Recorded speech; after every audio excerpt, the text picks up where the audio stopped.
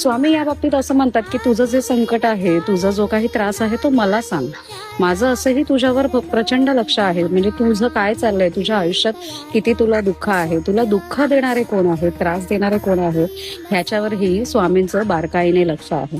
त्याच्यामुळे स्वामी म्हणतात की आजूबाजूच्यांना सांगून तो त्रास काही कमी होणार नाही.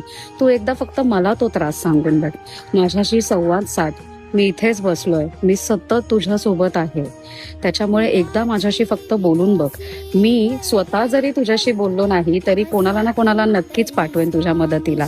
आणि तू माझ्यावर तेवढा विश्वास ठेवलास ना तर तुझे हे संकट अगदी आरामातपणे सहजपणे दूर होतील. त्यामुळे असं जर तुम्ही काही संकटात असाल तर एकदा फक्त स्वामींशी संवाद साधण्याचा प्रयत्न करा. म्हणजे मी माझ्या आयुष्यात आतापर्यंत तेच करत आली आहे. शांत बसायचं, ध्यान करायचं, त्यांचं नामस्मरण करायचं आणि त्यांना हे दुःख सांगून बघायचं. आणि